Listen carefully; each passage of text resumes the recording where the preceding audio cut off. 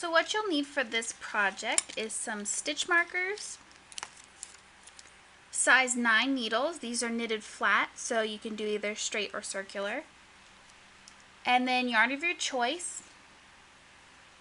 I'm going with Red Heart Super Saver in the color gold. So this has 3 different sizes, small, medium, and large. So you can decide which one fits best for you. Full instructions are written below. This video is demonstrating the medium size. So you're going to start off by taking your color and casting on 47 stitches. For row 1 and the right side of our work, we're just going to knit across.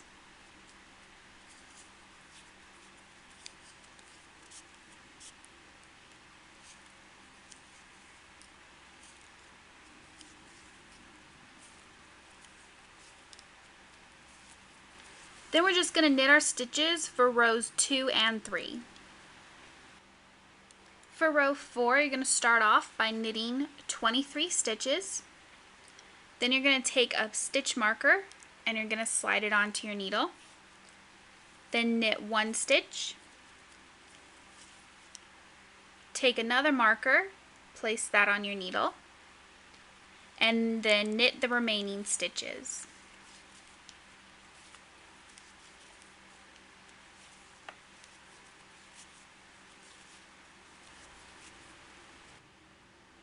For row 5, you're going to knit all your stitches until the first marker.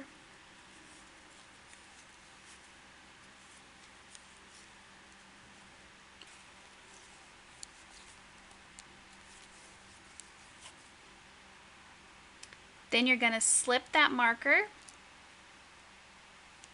yarn over, knit 1, yarn over, slip the marker, and knit to the end.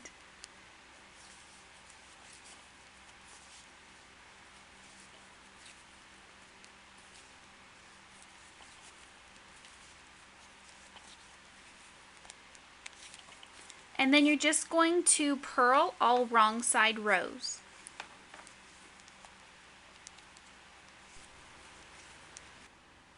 For row 7, you're going to knit to the marker.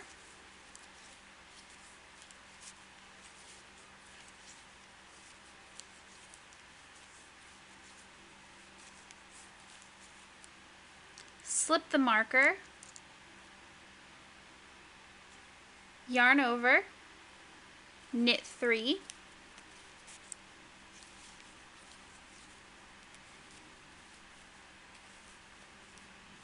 yarn over, slip the marker, and then knit the remaining stitches. And you're going to repeat that process until you have a total of 57 stitches. So you'll just be purling all wrong side rows, knit to the marker, slip marker, yarn over, knit to the marker, yarn over, slip marker, knit the rest of the stitches until you have 57 in total. So once you have your 57 stitches, your work should look like this. You should have all your yarn overs here. And now we're going to work 9 rows of garter stitch. So we're just going to knit every row. And you can remove the stitch markers now because we're not doing any more increases. Once you've repeated your rows, your slippers should now look like this. And from here, you can decide whether or not you're going to do a 3 needle bind off or bind off and then sew it together. I personally like the Kitchener stitch because it creates a flatter seam that you don't feel when you're walking on it. So I'm going to show you how to do that here. So to do the Kitchener stitch, divide your stitches up evenly on 2 needles. Then you're going to have your long piece of tail, and you want relatively long because it uses a little bit to graft them together. And you want to thread your tapestry needle onto your yarn. And you want to hold your work with the right sides facing out towards you. So to start grafting your stitches, you're going to take your tapestry needle and go into your first stitch on your front needle as if you're purling. So just come through your stitch like a purl. And you're going to leave it on your needle.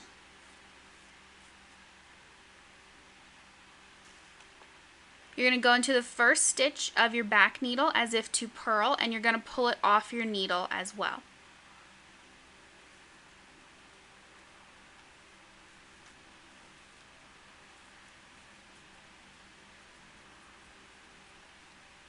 Then step 3, you're going to go into the next stitch on your back needle as if to knit,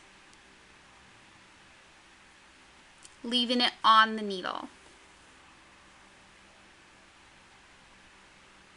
Step 4, you're going to go into the first stitch on your front needle as if to knit and slip it off your needle as you work it.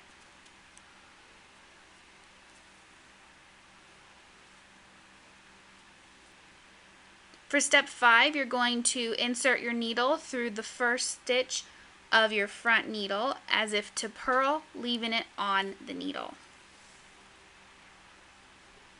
And that is how you graft your stitches together. So you just repeat steps 2 through 5 until one stitch is left on each needle, and then you're going to fasten it off. So now you just repeat each step. So step 2, you go to the back needle as if to purl, taking your stitch off your needle.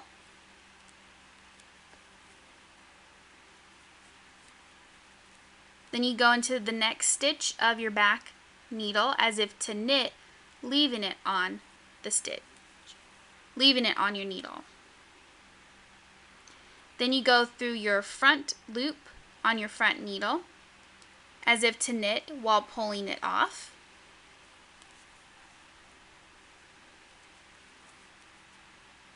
Then you're going to go through your next stitch on your front needle as if to purl, leaving it on your needle.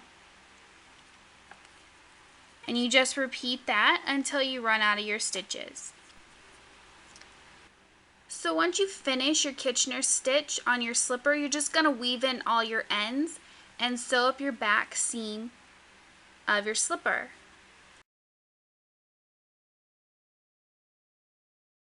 And it doesn't really look like it could be a slipper, but when you put it on, it looks completely different. So as you can see from the photos, they look way different on than they do off, but they are super cute, super comfy, and really easy to make. All you have to do is repeat the same steps for the second slipper, and I hope you guys enjoyed this pattern.